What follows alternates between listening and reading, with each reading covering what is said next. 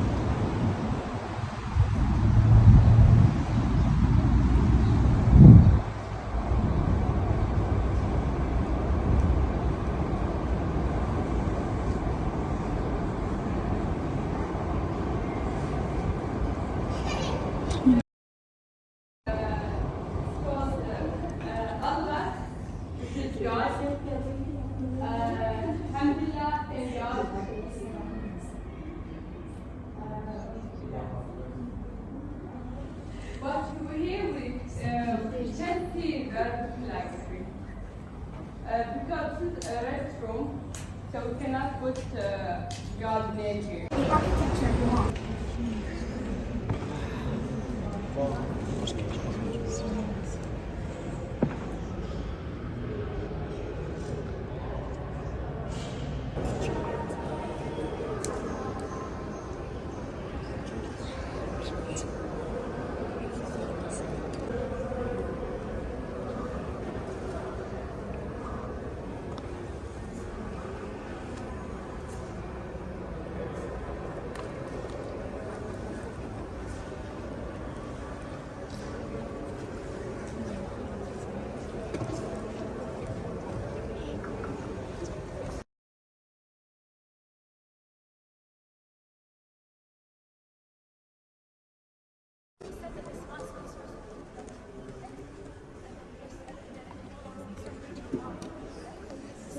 Is the fact that it was volunteers to have dark colors. Okay, if you want to illuminate your mosque very well during the daytime, you want to have light-colored interiors. Okay, and for that we have French glass windows on each side, 138 all around this wall that bulletproof, so they prevent heat coming in level. So you can just compare. You can look at the chandeliers, these German chandeliers behind you.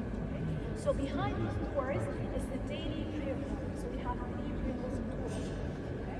We can estimate that within the mosque itself, excluding the courtyards, we can take in about 11,000 people. Okay? Now, of course, during the busiest season, which is Ramadan, we stretch it out to the streets outside and probably even mosques. Smaller mosques around. You've seen it from outside. Now tell me, how different does it look from the inside? Sorry? Anything? Yes, it is. But how so? You just tell me something. Anything that catch your attention. How different? So these are two very practical functions of the dome. What do you think a third practical function would be? Yes, thank you. Okay. So domes were first introduced to mosques because of this acoustic property. So do you know where the first mosque to have a dome? These are two different types of Arabic calligraphy. Okay? At the very top, this type of calligraphy is called Kuwait. This is the very oldest style of Arabic calligraphy. Okay? So you might notice that when we're looking at different styles of Arabic calligraphy, we don't really turn to the visual. Okay?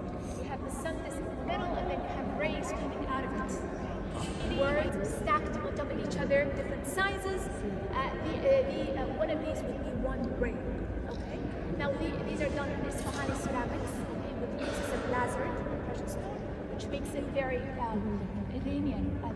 The colors, variety, and blue inside. And then if you look at the neck, okay, you have 3 verses of the Quran, and it starts where they were erected in Qibla. So it goes all the way around 80 meters across. Okay? And this style is very much recent than something popular. Okay? Do you guys So this is a semicircular niche. Okay? And so it helps with the to spread the Imam's voice throughout the mosque. Okay? So the Imam should be facing the Qibla inside.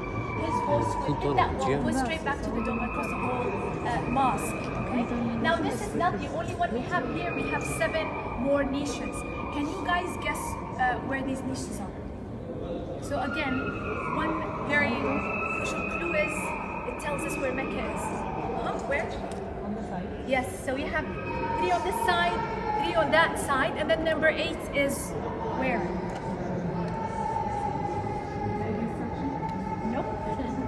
The mosque. Okay. Now let's talk a little bit more about niches. Okay. So I said this is a semi-circular niche. It is the main one, the largest one in the mosque, and it's the only one that has this half a circle design. The rest are polygonal. Okay.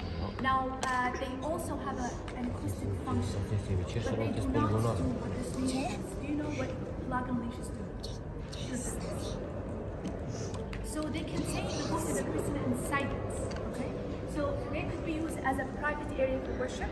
It could also be used as a home that's a helmet, called helmet, and then this arcade beneath the helmet, and then this epicenter, the remaining half-circle body of the niche. Okay? Now, of course, you find several materials used inside: Moroccan gypsum, Moroccan mosaic, Italian Carrara marble, and stone. We'll be looking at stone in another slide. Do you guys have any questions?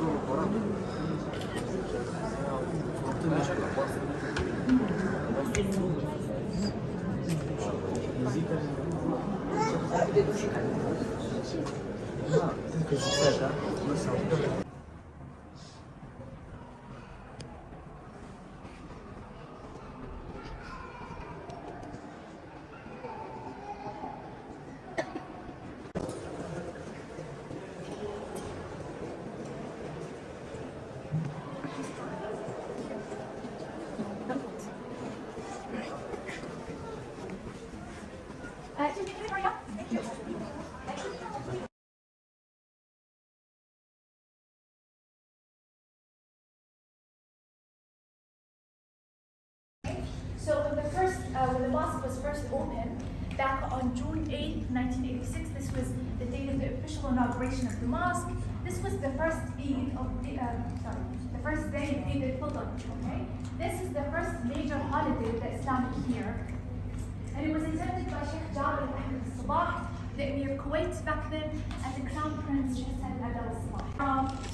This is the place where all the gypsum and mosaic work started. Okay, so if you look around, you find a variety of Islamic ornamentations, vegetable patterns, geometric patterns, and of course the subcategory that we call the Mosques. Okay, many of them went into detail, but I'll just give you an example. If you look up from here, okay, this is one sample of Mosques, which is what we call icicles because they look exactly like that, like icicles in caves, right? In those different countries. And this is the only, this is the only piece where you find a sample of this idea. Inside these flowers, we find little phrases that we call phrases of dhikr in Islam, which means remembrance, which is of course remembrance of God, by which remembrance of God. And so this is a way for us Muslims to traditionally, or a traditional way for us to remind ourselves of the presence of God on the day. Depending on the occasion, when we praise God, we speak to God, alhamdulillah, so on and so forth. The oldest surviving copy of the Quran. Okay? The original goes back to the time of the third successor of the prophets, His name is Uthman bin Affan. That's his name, right there. He started his reign in Medina. This was the first capital of the Muslim world in the mid-7th century. The book here, because it is very hard to read, even for the one who know Arabic, they put an easier font below the picture, so we can see it is different.